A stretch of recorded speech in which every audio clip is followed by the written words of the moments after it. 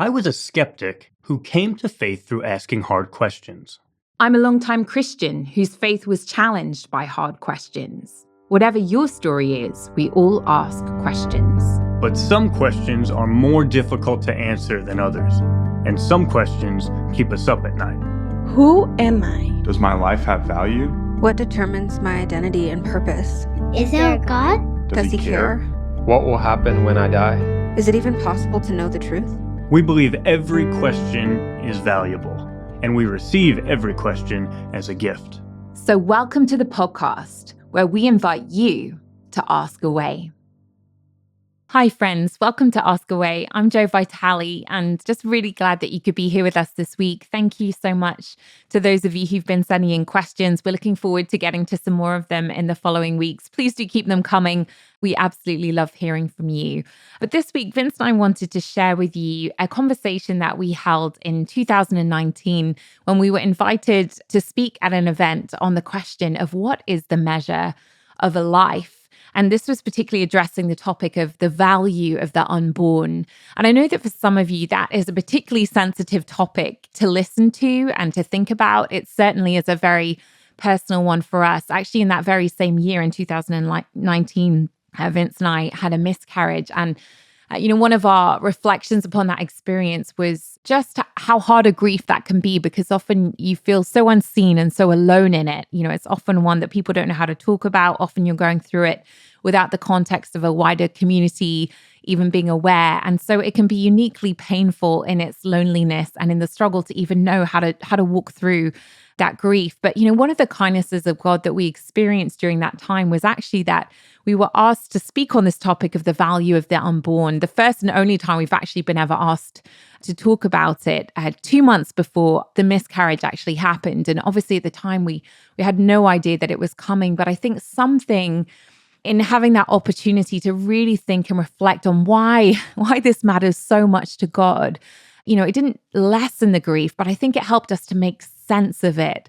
I remember particularly going out of the ultrasound when we found out that our child's heartbeat was no longer beating. And the doctor in that meeting, they immediately changed their language from talking about the baby to talking about the product of conception. And I found that so jarring because, I just wanted to say, no, that this isn't just a product of conception. This is my child and they're still my child, even if they've died. I want to talk about a child that has died, not about sort of waste just to be disposed of. And I think something about grappling with this topic, it helped to make sense of why we held such strong intuitions on that topic. I remember a colleague and friend of ours, Daniel Gilman at the time, he said, this isn't the loss of a potential life. This is the loss of a life with great potential.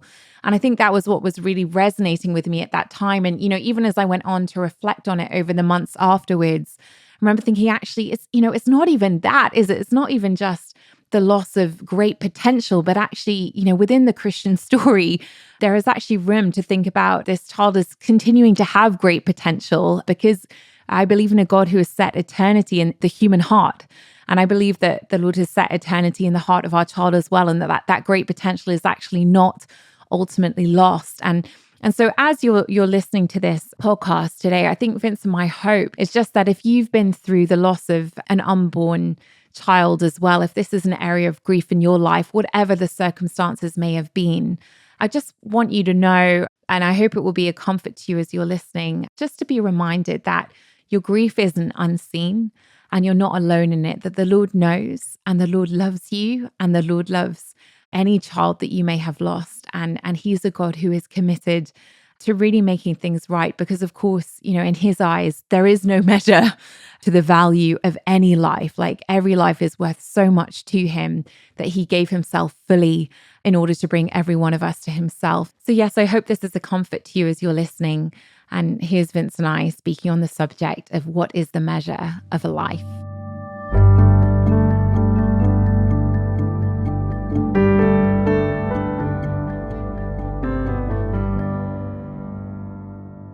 Typically, when people hear that someone called Jo Vitale is coming to speak to them, I'm pretty sure this isn't what they have in mind. Usually they're picturing a kind of fast-talking Italian-American wise guy from New Jersey. That would be my husband, Vince.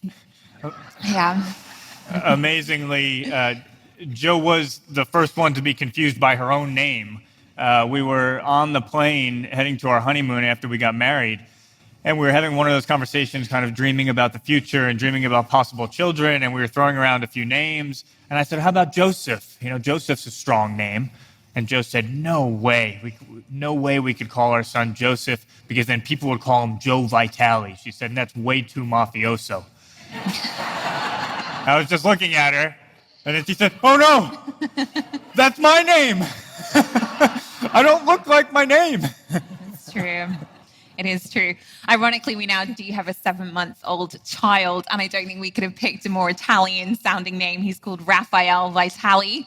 So he's either going to be a painter, a tennis player, or a Ninja Turtle.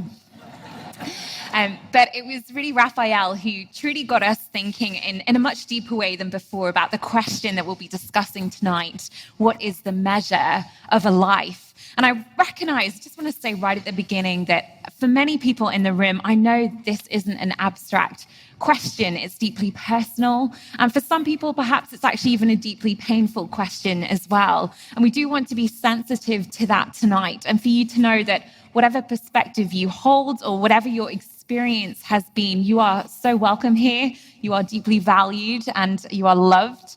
And for me, this question, it became particularly personal on the day that we went to the doctors for our 8-week ultrasound. And suddenly this noise filled the room that I wasn't expecting. It sounded like the flapping of wings. And it took me a moment to realize, wow, that's his heartbeat.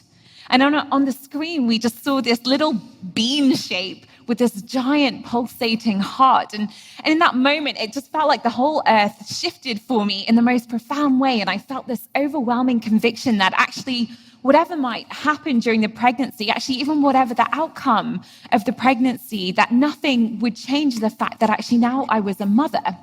And that was sort of felt like this permanent shift in my identity. And I think there's a sense in which the question that we're considering tonight is whether I was right to feel that way.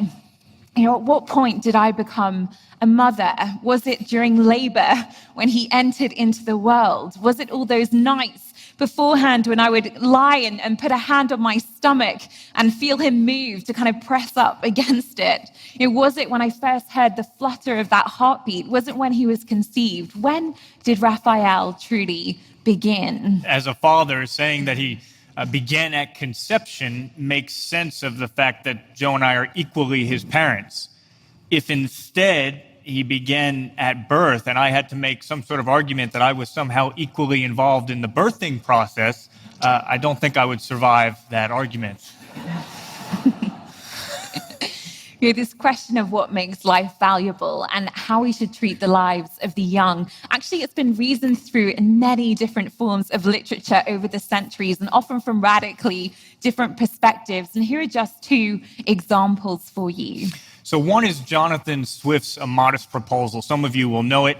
It's a satirical essay published anonymously in 1729, and Swift goes on to compassionately, extensively detail the plight of starving beggars in Ireland. And then about halfway through the essay, he gives this shocking solution that he has for this. It's satire, but this is what he says. He says, a young, healthy child, well-nursed, is, at a year old, a most delicious, nourishing, and wholesome food.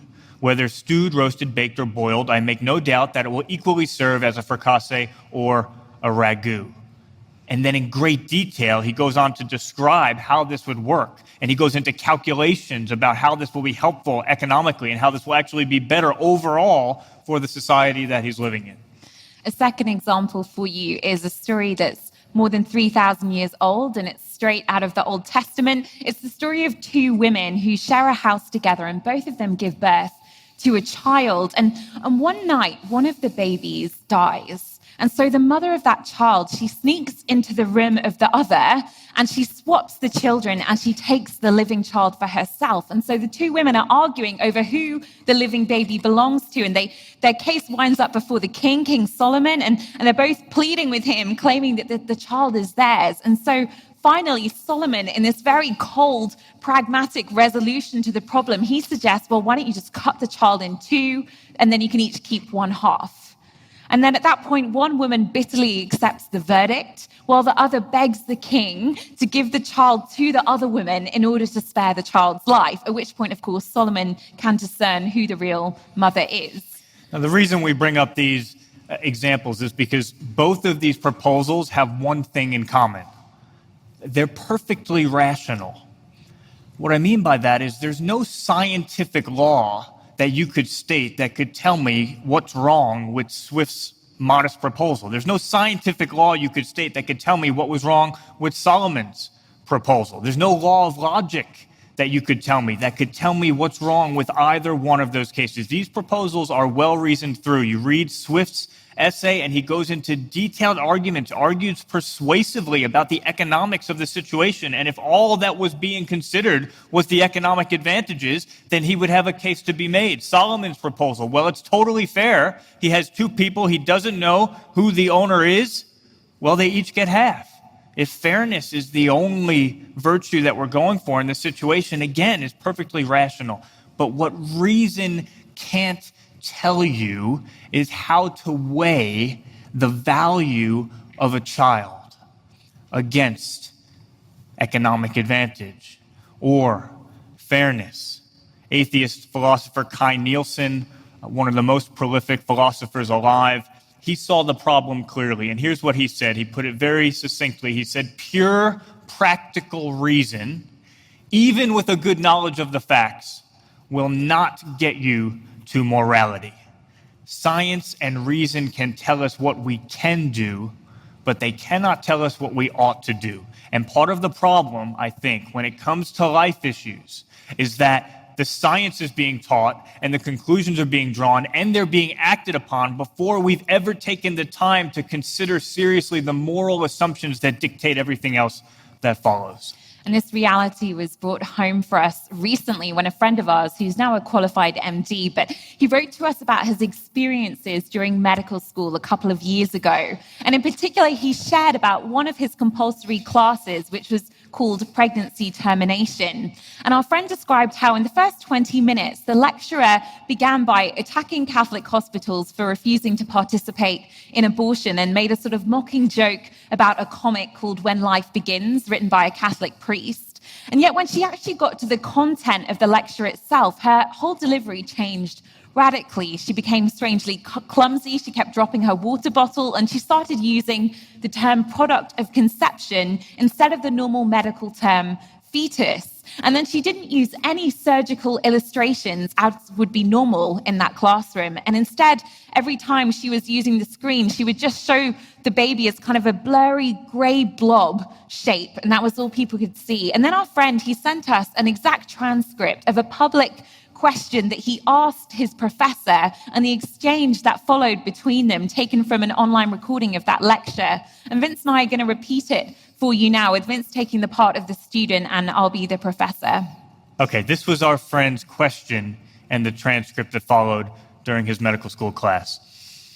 A growing body of published ethics literature suggests that consciousness is a less arbitrary cutoff point than viability for birth, viability of birth for the right to life. What do you think? I don't think anyone knows when consciousness begins. That's my personal belief. I'm not sure how anyone knows that. I think I'm here to help women, and I'm here to help women reach their reproductive goals, whether that's delivering that pregnancy or aborting that pregnancy. I'm not here to make a judgment about consciousness. If they want to terminate that pregnancy, I'm going to help them do so. I'm not here to impose my views on them. No, the consciousness argument refers to sometime after birth, not sometime during pregnancy. Consciousness? Yes, being aware of who you are as a person. Right. I'm not quite sure what you're asking. These ethicists don't want to move the cutoff backward before 24 weeks. They want to move it after birth. Oh, I see. So like 38 weeks? No, more like several months after birth. So you're talking about infanticide? I don't understand. I'm sorry. They don't call it that, but some people do. Hang on. I don't support infanticide. I'm really trying to understand.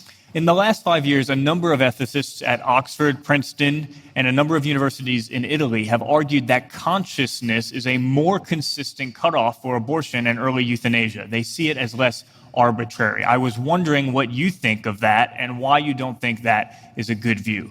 Okay, I see. You mean someone theoretically with, I don't know, trisomy 18, a child is born and clearly disabled and euthanasia is provided at 2 months of age. Okay. You know what? I don't know.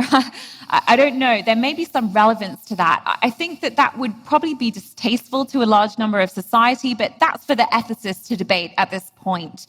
From my point of view, I still work with gestational age cutoffs. For me, in part, it's part of viability still. I appreciate that a 23-weeker barely hanging on to life in a NICU may not have a great quality of life, and it does get murky because you can have a 23-week abortion and a 23-weeker in the NICU. That's pretty murky. So I don't know. I'm going to put a hold on the ethics of that right now. So that's an exact transcript from the recording of this lecture. And the problem is that when you put a hold on the ethics, you could wind up anywhere. Reason is a mercenary.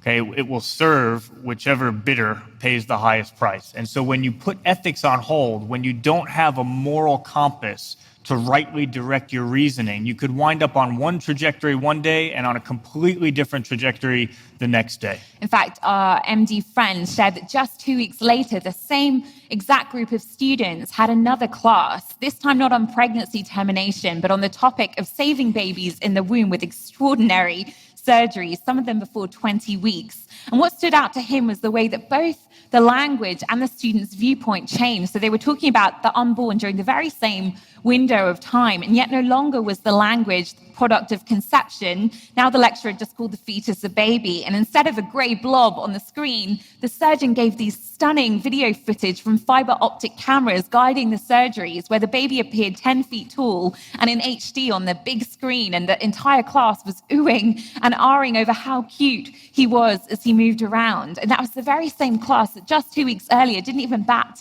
an eyelash at the prospect of signing the death warrant on a fetus at the very same stage of life. There are 42 million abortions each year globally, oftentimes not only permitted but celebrated. And yet at the same time, in many countries, including our own, it's illegal to move forward with a death penalty for a woman that's pregnant. Well, why? If it's not a life, then what's the issue? 42 million abortions. Now, many people don't see a problem with that, and yet most states have laws with harsher penalties if the victim is a pregnant woman. Again, why? We seem deeply, deeply confused. And perhaps the image from this year that really stuck with me the most was the picture of the New York City skyline lit up in pink to celebrate the signing into law of the Reproductive Health Act. This is a law that gave women the right to have an abortion right up to birth, not only if the life of the mother was at risk, but even if her health was at risk, which is just quite vague language. And chillingly, one of the buildings that blazed pink that night in celebration was the World Trade Center. And yet, if you look not to the top of the building, but to the base, then around the memorial fountain, you will see inscribed 11 names among the mourned dead. And these 11 are the unborn children who were killed in those September 11th bombings. It just seems that we're a culture in confusion so deep that we can celebrate death and mourn the loss of life in the very same instance, in the very same place, and we don't even seem to see the contradiction. Reason without morality, it just lands us in incoherence. So we need a moral foundation for our reasoning. We've already considered one, Jonathan Swift's modest proposal. That could be perfectly rational if you're, for instance, an extreme utilitarian. If you think that all that should be considered is to maximize value overall in some abstract way, the greatest well-being for the greatest number of people, well, then, if a few need to be sacrificed for the good of the many, then you would say so be it. And then, of course, some would just prefer to get rid of morality altogether. The woman whose baby died in the case of Solomon wasn't actually thinking about morality at all. She was thinking in what today we would call Darwinian terms, survival of the fittest. The strong prey on the weak, might makes right. I need to get mine. And if others need to suffer in the process, then, well, so be it. Jesus Christ, thankfully, offers a very different option for a moral foundation.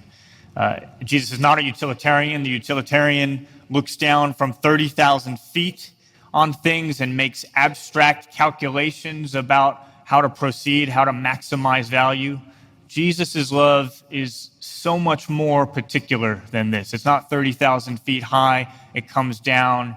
It's face to face. It looks in the eyes of the individual. It gets into the muck and into the dirtiness and the mess of our lives. It's the Good Shepherd. It's the Good Shepherd that is close enough to the sheep to smell their dirtiness. Jesus leaves 99 to go after the one.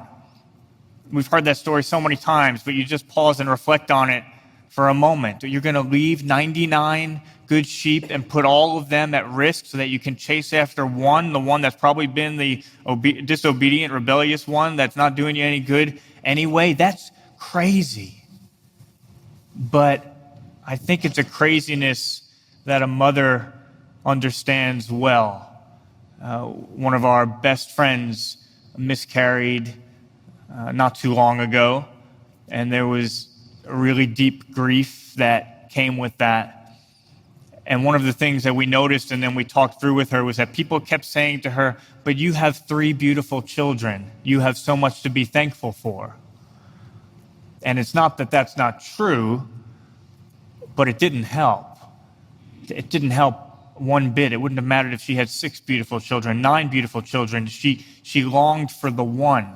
It was that one particular one who was lost, the same one that Jesus ran after. We were built to long for the one, to love in that particular way, and that's right at the heart of Jesus' ethic. And Jesus also didn't approach morality as a Darwinian. In fact, the central theme of Jesus' life is a complete inversion of that Darwinian paradigm, not survival of the fittest, but actually the fittest, God himself, willingly giving up his life for the unfittest, for the least fit, for you and for me. So what was Jesus' ethic? Well, the 20th century psychologist Sigmund Freud suggested that actually when you're pushed to your visceral limit, then the real you comes out. When you're in intense pain, when your back is up against the wall, when you've been wronged and wounded and trampled on again and again. Now, I don't know about you, but in those moments, what comes out of me is not very attractive at all. But what came out of Jesus was mercy, forgiveness, love. Jesus turned to his mother when he was hanging there on the cross and his best friend, and he said, "Mother, here is your son." And he said to the disciple, "Here is your mother." And from that time on, this disciple took her into his home. Even as he hung there dying, Jesus' first concern wasn't for his own life, but for the life of his mother. And then he didn't stop there. He looked down from the cross with a heart full of love at those who were killing him, and he prayed over them, "Father, forgive them. They know not what they do." And then after that, he turned to one of the criminals who was being executed alongside him and who asked him to look upon him favorably. And Jesus promised that man, "Truly, I tell you, today you will be with me in paradise." It's really no wonder that when the centurion who stood in front of Jesus saw how he died, he said, "Surely this man was the Son of God." Because when you're pushed to that limit, the real you comes out. And what came out of Jesus was absolutely divine. What came out of him was an ethic that valued the life of every single individual, not just the life of his mother who loved him, but the life of the criminal beside him and the life of the soldiers who were killing him. The ethic of Jesus Christ is an ethic of pro-life because he is pro every life. It's an ethic that doesn't value people on account of what they've done or who they've become or how they've behaved, but simply because they're alive. It's an ethic of unconditional love, an ethic grounded in that valuing of the one, each and every one. Let's dig more deeply into this ethic. If Jesus' ethic is unconditional love, the next question we have to ask is whether the unborn are part of that moral community that God lavishes that love on and that extravagant grace upon. Now, there's 2 ways to explore that question. The first is to assume that in general, we take it to be the case that all people are equally valuable. Okay, that assumption is built right into our Declaration of Independence. All people are created equal and endowed with unalienable rights, including the right to life. That right is generally assumed and granted for all people. So here's the question. Is there any difference with the unborn that would disqualify them from having that right to life? Well, the most obvious difference is one of location. Okay, the born are outside of the womb, the unborn are inside of the womb. They exist in two different locations, a different physical environment. But that's a very dangerous thought, to think that we're going to measure the value of someone based on their location, based on the physical environment that they live in. And there's a name for that: xenophobia, prejudice against people from another place. You're not as valuable as me because you're not from where I am. You're from across the border. You're from that other place. You're not on the right side of town. You don't go to the right school. That's not an attitude that any of us should want to adopt. So maybe it's not location, but perhaps the unborn are less valuable because they look different than us. You know, we have a beautiful son now, but the first time I saw him on the ultrasound, I definitely wondered if I was going to be giving birth to a jelly bean.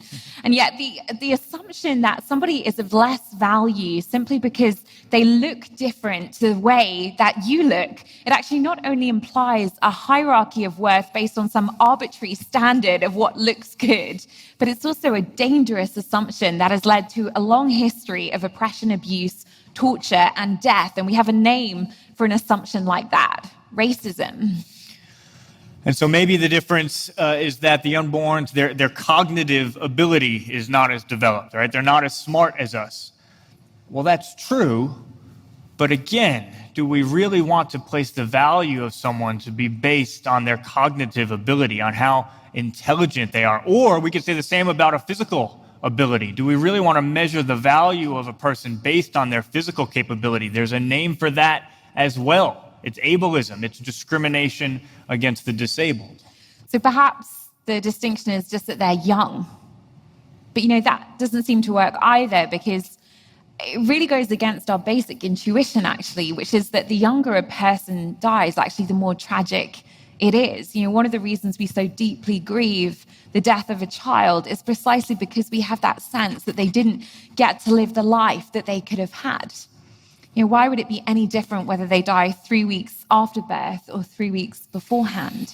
And of course, you can have a 24-week-old inside of the womb or outside of the womb. Exactly the same mental capabilities, exactly the same physical capabilities. When you think it through, there is no option, there is no good reason to disqualify the unborn for the same rights that we give to everyone else. And I think attempting to do so lands you dangerously close to the types of arguments that have led to xenophobia, racism, ableism, and ageism. The second way to ask whether the unborn are part of the community that Jesus loves is actually to flip the question around. And instead of asking whether there is anything that would disqualify the unborn, we can ask, what is it that grounds the value of human life generally? And then ask whether the unborn have whatever that thing is. And I think most people will grant that all people have equal value and that this should actually be the foundation of morality and social justice. But of course, it raises a crucial question. If all people are equally valuable, there has to be something that is equally true of every single person in virtue of which they're equally valuable. So that question is, what is it? You know, what is equally true of all of us? Now, if we take a naturalistic, atheistic view of the world, it's actually very difficult to answer that question, because all of our natural endowments are distributed along a spectrum. Some of us are going to be more intelligent than others. Some of us are going to be stronger than others. Some of us are going to be more capable of passing on our genes than others. Every natural feature that we have is distributed along a spectrum. It's not the same for any of us, and it can change over time. So what is equally true of every single person and completely unchanging? I've thought about that question for a long time, and the only answer that I come up with is the love of God and the fact that we are created in the image of God. And not just any God. There are plenty of supposed gods out there who will love you if you are obedient or who will love you if you believe the right things. But no, I'm talking about the extravagant, unconditional love of the Christian God that is for every single person and that cannot be lost and that cannot be earned. That we are loved by God is the one and only thing that is absolutely equally true of every single one of us and every other person, and that could never change and that we could never do anything to lose. And I think that's why only God gives us our identity, and that's why only God can ground the equal value of every single person, which has to be at the foundation of any plausible morality. And so the question is, do the unborn have this? Are they among the beings that are loved by God and created in his image? Well, according to Christianity, the answer is a resounding yes. According to Christianity, not only are they made in the image of God and loved by him like a parent loves a child, but even more than this, they're actually intentionally and lovingly crafted by him even before they've taken their first breath. As it says in Psalm 139, "For you formed my inward parts, you knit me together in my mother's womb. I praise you, for I am fearfully and wonderfully made. Wonderful are your works. My soul knows it very well. My frame was not hidden from you when I was being made in secret, intricately woven in the depths of the earth. Your eyes saw my unformed substance. In your book were written, every one of them, the days that were formed for me, when as yet there was none of them." The question of life and the question of abortion is fundamentally a question about how we're going to love. There was a moment in our dating relationship before Joe and I were married, and at one point Joe turned to me and she said, "Vince, I don't deserve you." And I think she was fishing for a few compliments. And I turned to her and I said, "No, you don't." Not recommended. And thankfully I didn't stop there. I said, "And I don't deserve you. Isn't it wonderful?" You know, how could someone ever deserve another person as their very own? Surely that's beyond what any person could ever deserve. Love at its best, the best forms of love are not about what we earn or what we merit or what we deserve. They're about grace. They're about unmerited love. And I like that type of love. That's the type of love that means you don't always have to be looking over your shoulder or around the corner worrying that someone more worthy of love than you is going to come along. That's a love that you can be secure in. It's a love that you can stop competing for and just enjoy. That's a question for every single one of us. I wonder what the instinctual answer of your heart is when I ask that question. Do you compete for love, or do you just enjoy it? Do you rest in the fact that there's nothing you could ever possibly do to lose it? What if, even before the foundation of the world, God loved us with that sort of love, with grace, with love that is a gift, with love that you cannot earn, with love that you cannot lose, with love that is exactly the same on your best day and on your very worst day, with that love of a parent that looks down at a newborn child, and that child can't do anything to earn the parent's love, and yet that love could not be more extravagant. That love of a parent that sees a lost son on the horizon, that beautiful story that Jesus told, and that son had done everything wrong. He had demanded his inheritance early in that culture that was basically to wish your father dead, and he had run off and done everything with the money that he shouldn't have done, and he winds up eating with the pigs, and he turns back, and it says that the father sees him still far off on the horizon. And he would have hiked up his robe in that culture, embarrassingly exposed his bare legs as a grown adult man, and he took off running like an embarrassing fool after his son. And I've always wondered about this story from the other perspective. I've always wondered what the son thought when he saw he having done everything wrong, seeing his father sprinting towards him from afar. He probably thought it was much more likely that he was going to get hit than what actually happened. And the father reaches him and throws himself on his son and embraces him and kisses him and gives him the finest robe. It would have been the father's own robe. Gives him a ring, probably the family ring. You have the authority of the family again. Gives him sandals for his feet. Yells back to the rest of the family, "Kill the best animal we have. We're throwing the biggest party you've ever seen because this son of mine was lost, but now he's found." What if God loves us like that? And what if, as a society, we chose to love like that, with a love that's not to be earned, but simply to be given, not to be earned, but simply to be returned? I think what it comes down to is that our decision about abortion as a society is ultimately a decision about whether we're going to love conditionally or unconditionally. Will we be pro-life, or will we only be pro certain types of life, pro the good-looking life, pro the successful life, pro the American life, pro the people like us life? Just exactly who are we willing to stand up for? The lives that we think matter, or the conviction that actually every life matters. And in 2012, the Journal of Medical Ethics, they published an article in which the authors used the term lives unworthy of life. And they concluded that to bring up Down's children might be an unbearable burden on society as a whole when the state economically provides for their care. Now, what's one of the disturbing things about that statement is how closely it actually mirrors the language on a Nazi propaganda poster, which declared that 60,000 Reichsmark is what this person suffering from a hereditary defect costs the people's community during his lifetime. Fellow citizen, that is your money too. Once we start putting some people in the worthy of life and love category and some people in the unworthy category, we've started ourselves down a very dangerous path.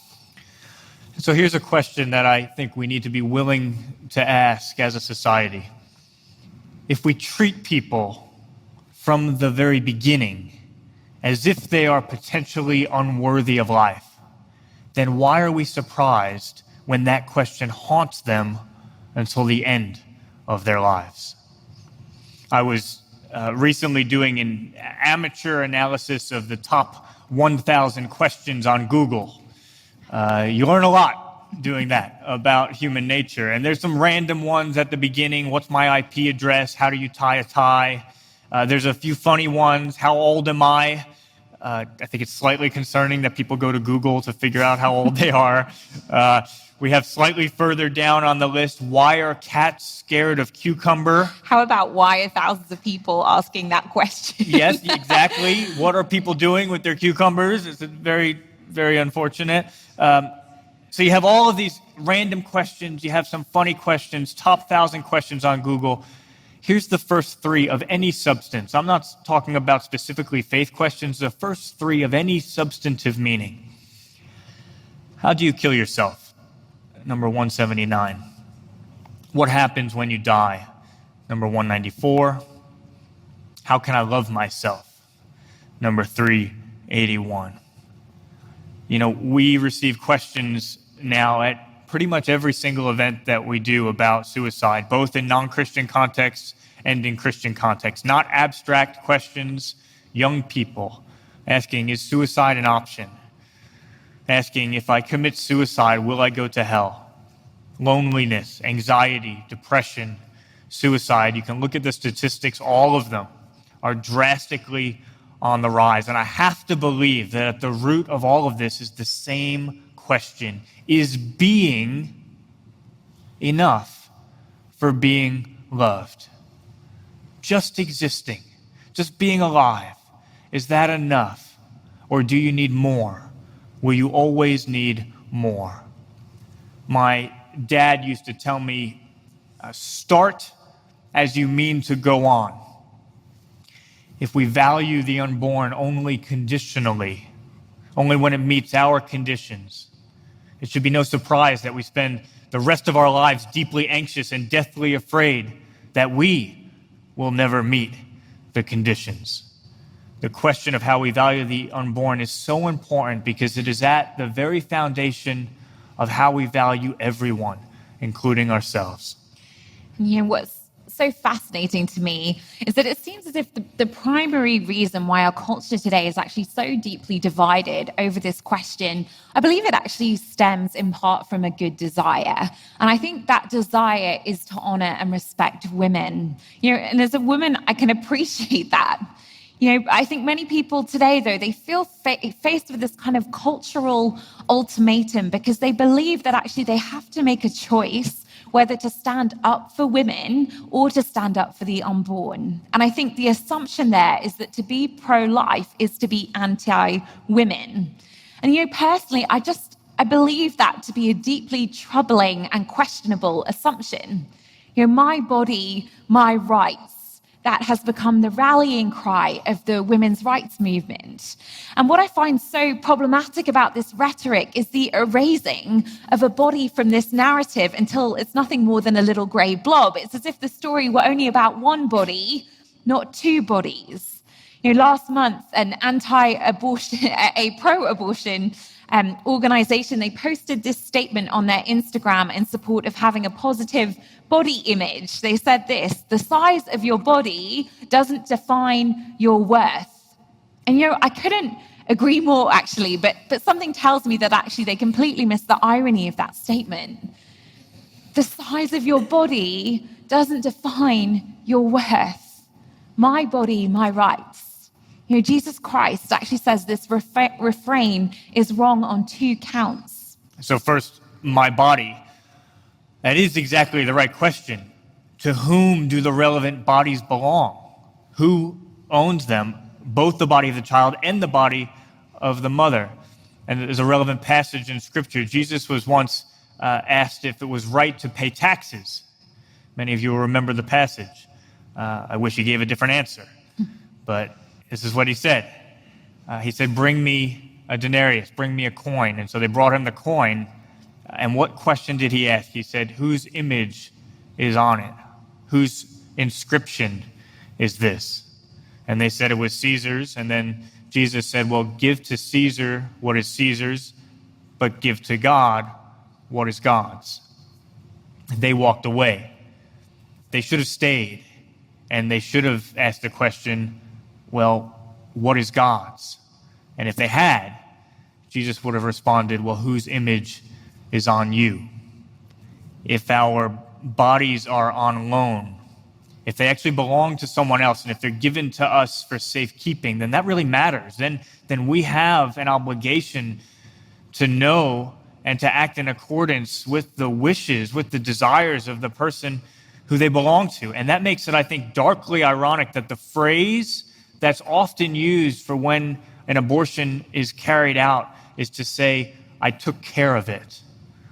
And I think that's darkly ironic because that's exactly what God is asking us to do. He's asking us to take care of what he's given us, and that's exactly what we failed to do. Now let's talk about my rights. There are so many wonderful things about being a woman that are worthy of celebrating.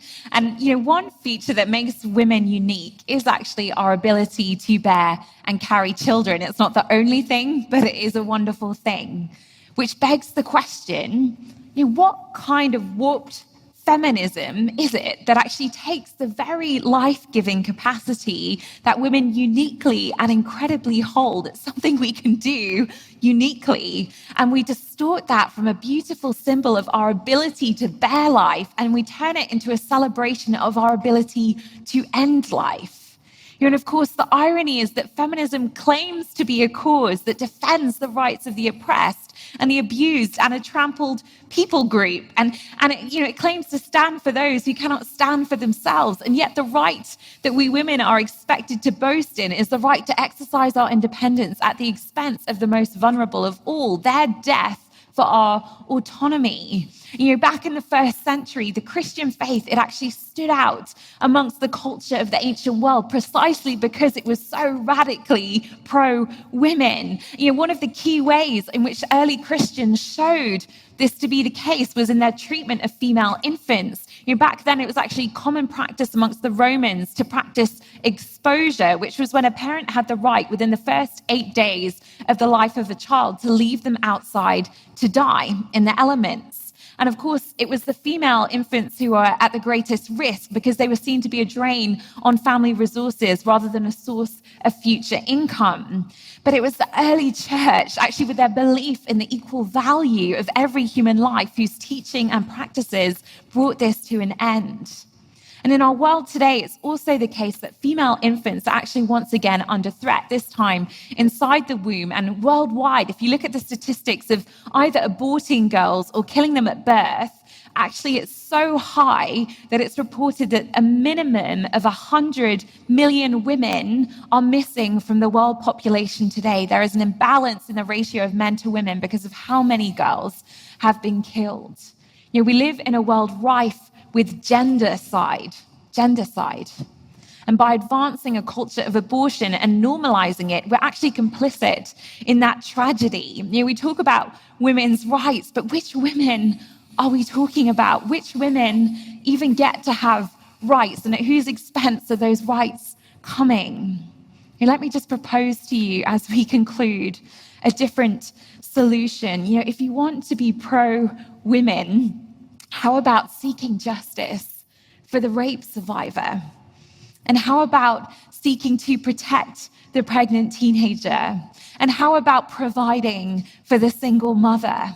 But ultimately, I truly believe that if you want to be pro-women, then be pro-life.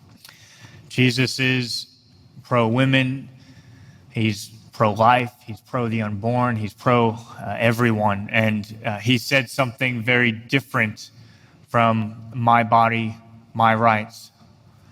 Not my body, my rights, but he said, this is my body given for you. Given for us who were unborn. Let's not forget that spiritually we were dead. Spiritually we were unborn, and we needed to be born again. And Jesus had a choice to make about what he was willing to bear, about what length he was willing to go to ensure that we, the unborn, could have life in the deepest sense, could have spiritual life. When we were unborn, when we depended on him for everything, when we were helpless, when we were in the dark, would he do what it took to bring us into light and into life? And, he could have aborted us. He could have aborted us when it became too much, or when we became something as humanity that he had not hoped we would become, or when he saw just the length that he would have to go to give us life.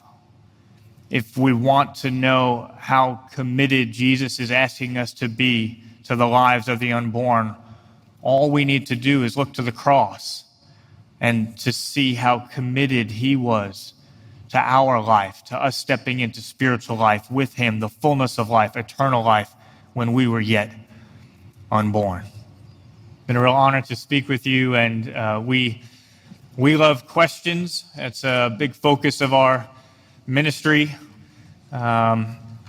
Questions are how you get to know someone, and sometimes we're taught that if we have questions, that means that we're doubters or we have something to be ashamed of in terms of our faith. We actually think quite the opposite. A question is how you get to know a person. A deep, hard question is how you get to know a person deeply. So we love the idea of receiving some of your questions. We may not have the answer, but we'll do our best to offer a response. And if I don't have a good one, I'm sure Joe will. You have a lot of faith. I think there's a couple of microphones around the side, and if you just put a hand up, a microphone will come to you for a question. There's a hand gone up over on this side. Yeah. Oh, she's coming. She's right behind you. Just hang on 1 second. Could you tell us your name as well, please? Thank you. Hi. Hi. I've lost my voice recently. I'm a single mom of 2 kids, and I recently, 2 years ago, adopted a baby who was born to a meth-addicted mother. She was the 8th baby from this same birth mother. And the thing that compelled me to adopt her was words that I had heard from my pastor, which was, you're either walking in fear or you're walking in faith. And God doesn't call the equipped, he equips the called. And that stuck with me. Who am I to adopt this baby who I had no history on her family other than drug-addicted parents. I didn't know what I was walking into. She could have had autism. She could have been handicapped in a million different ways. But those 2 things stuck with me. So my question for you is, I'm involved in a group called Brave Love that's trying to empower the choice of adoption, since less than 2% of unplanned pregnancies result in an adoption. And how do you instill the faith instead of the fear that so many people live with?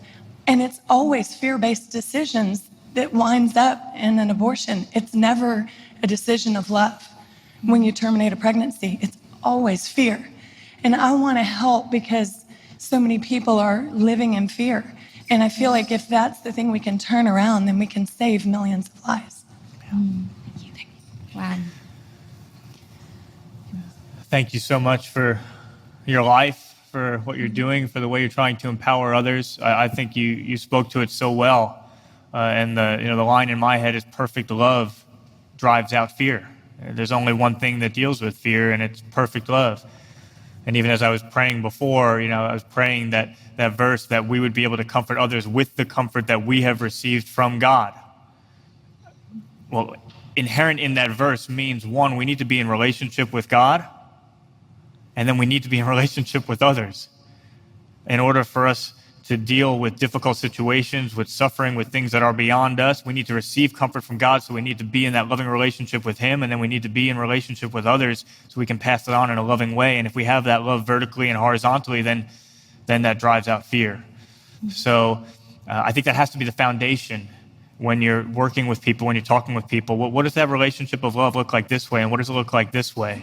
And when those are solid, then you'll see fear being driven out. The other, just one thing that I would say is have people tell their stories. Tell your story. Keep telling it. And I heard a quote recently. I don't remember who said it. Joe will probably know. But it really impacted me. And it was along these lines. This is a paraphrase, but it said, God does not give hypothetical grace for hypothetical situations. He gives real grace for concrete situations. And I think sometimes the reason that we don't step into a possibility where we can really help someone is because we imagine it in this hypothetical way. And then we know who we are today and we go, I couldn't do that. But God doesn't give hypothetical grace for the hypothetical situation. He gives real grace when we step into the situation. And so with you telling your story, with others telling their story, and just be completely honest about that. I did not have what it took to do what I'm doing, but God gives grace right at the moment that you need it and just the amount that you need. Yeah. Just one more point to add to that is I think a lot of the reason why people are scared is because they think they're going to be alone in it. And there's just that feeling of being completely overwhelmed. Like we know our limitations. We think, what can I possibly have to offer if I'm carrying this burden by myself? And I think that's where we have something to say as Christians and as the church, because of course the call of the church is so that people are not alone. And so I think the way we respond to people's fears by saying, you're not going to be in this by yourself, but we are committing as a body of believers to come around you and be with you in that too. And in that sense, we're actually fulfilling a promise that Jesus made, when he says that actually when you become a Christian, when you choose to follow him, whatever the cost, however that hard it is, and the sacrifice of relationships, actually you'll have 100-fold, not only in the life to come, but also in this one. And the 100-fold is Christian family. So I think it's a serious challenge for us. If we're asking people to make these kind of life-affirming choices and to step away from fear and into a choice for love, are we going to back that up as the church in the way that we receive people and love them? And this was really driven home to me in a major way. Actually, this time last year when I was actually in this neighborhood speaking at the Dallas Country Club.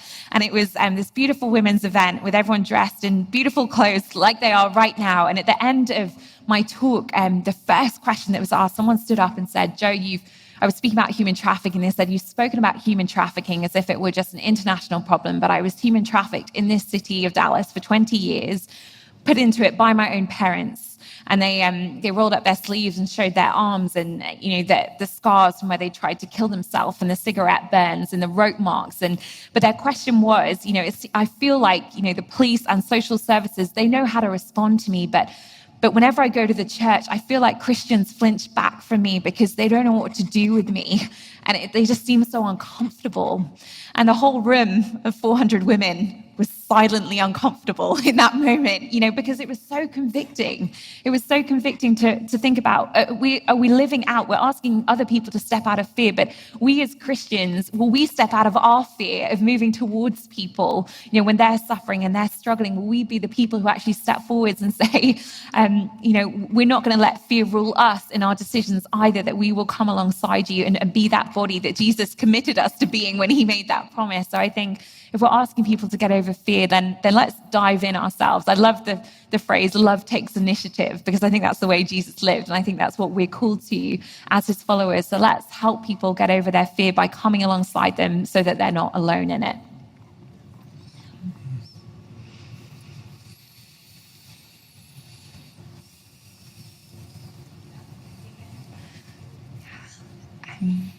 There's a question here. Yes. Younger women here tonight, 20-something-year-olds, really lovely group of young women. I have 6 granddaughters, and they're 2 to 15. I was at a rally, a political rally a few years ago, and these young, beautiful girls were screaming, the right to choice. And I went up to one of them and I said, "How old are you? And why would you be doing it? Do you have any idea what you're standing up for and what this could look like 30 years, 40 years, 50 years, or 60 years from now? How do we help our daughters, our granddaughters now, my granddaughters, to have the same desire to come here to wherever these young girls are tonight? How do we tell them how wonderful life is and against the world, what the world's telling them?" Gosh, that's a really great question, because the messaging is so strong, and I understand that. I speak all the time on questions of sexism, but so often there's a sense of there's another question over here as well. So often you can say you're as pro-women as you like, but if you're not willing to hold to that slogan on this issue, people don't even think you count. They think you don't care about women, that you're just unconcerned. So you've got to, there's such a strong cultural push in one direction on this question. What's interesting is I hear that all the time, and yet if you just begin to ask people questions, very often they haven't actually thought through even what they're saying. They actually haven't thought through the implications. It's just that's what you do, because being a feminist is cool. And so I would just say the best way to engage isn't to go in with hostility. I think that's all we see in our culture at the moment, is people yelling at each other, and it's like whoever shouts the loudest wins. But as Christians, we have a different approach to go in with gentleness and respect. And, if you come back with a strong argument against people, that they're going to, put up their defenses, but actually gentleness and respect disarms them. And the best way to disarm is just to ask people questions, just to say, tell me why. I hear you're saying this, why do you feel that way? Why do you care about this issue? What do you think it means to have autonomy here? Where do you think your value comes from as a human being? Because when you get into those questions of value, it becomes very interesting. I think, one of the things you hear all the time at the moment, if you hold to a naturalistic worldview, actually that really clashes with feminism, for example, because how do you ground your value in a system that says that might makes right and it's every man for himself? That doesn't sound like a great deal for women, whereas actually it's a Christian foundation that can say, hey, you're equally made in the image of God, and that's why you have value and that's why you have worth. So kind of get to the roots of, okay, what is it that actually makes us a human being, and who has the right to decide that? And just help people think through what are they saying, because often they don't know, they haven't thought through it. It's what everyone else is saying, and they want to join in with it.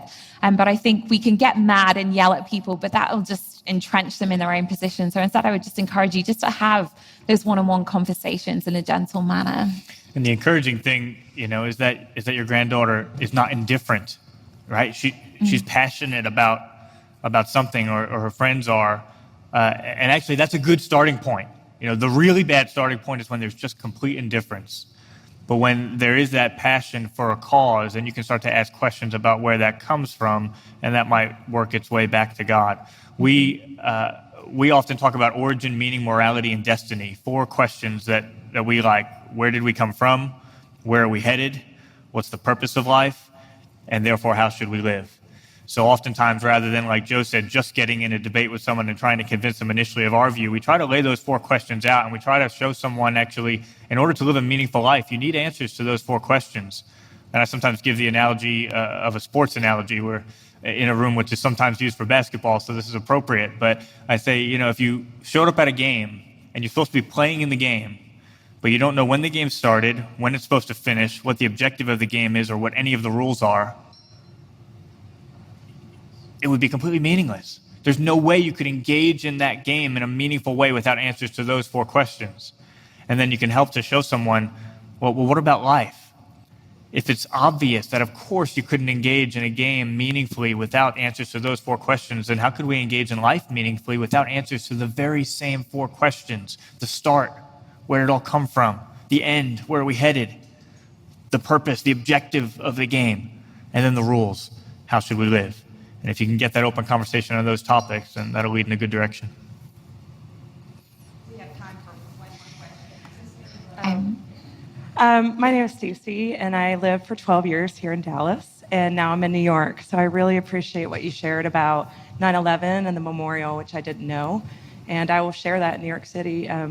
When I moved to New York, it was a scary thing, and I found my people, which was actually an amazing pregnancy center in the middle of New York. And one of the things that I learned over the last couple of years was just how prevalent past abortion experiences are. So many times we talk about the numbers.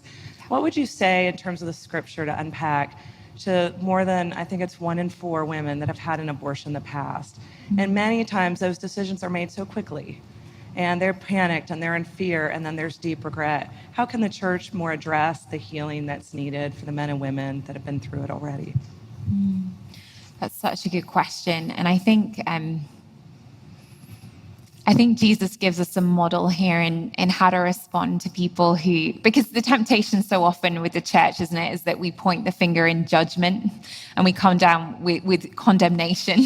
And I think that's often the message that people hear, is that the church is against me. I couldn't even walk in the door, because if Christians knew my past, if they knew what I did, if they knew that I had an abortion, they wouldn't want anything to do with me. I think that's the messaging people hear. And yet there's this beautiful story in Luke chapter 7 where Jesus is in the house of Simon the Pharisee, and this woman comes wandering in the door of this very fancy dinner party, and everyone freaks out because she's known as the sinner in town. She's known as, perhaps the woman who's kind of slept around. And of course, there's no mention of the men she's been sleeping with. It's all focused on this woman who is the sinner. And everyone kind of flinches back from her. And then she falls at Jesus' feet. She starts weeping and crying and, washing his feet with her hair and kissing his feet. And then everyone flinches back from Jesus, because they say, who is this guy that he's associating with her? What does that say about him and his sinfulness and how dirty he must be? How can he be a prophet? And then Jesus is in the middle of this scene of judgment and condemnation. He just,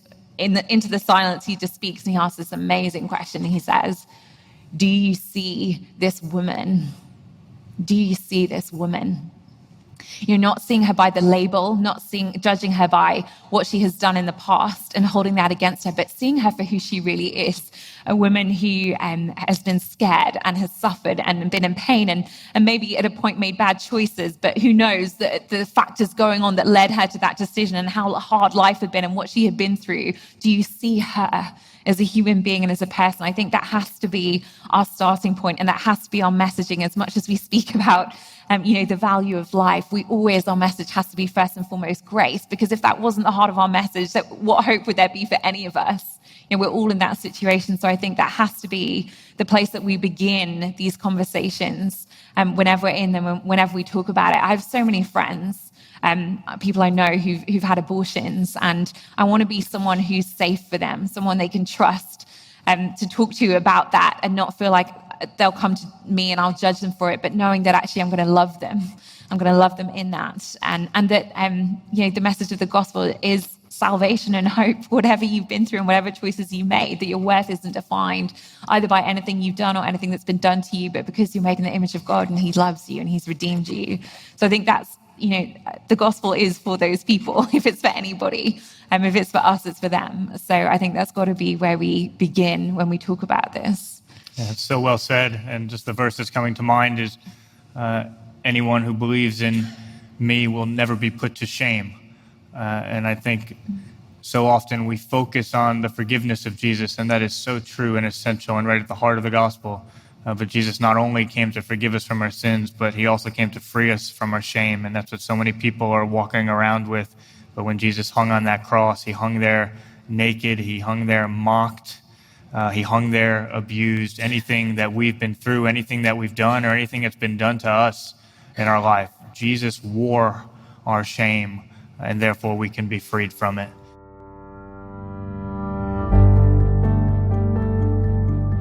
We're so glad you joined us for Ask Away. If you have a question that needs answering, we'd love to hear it.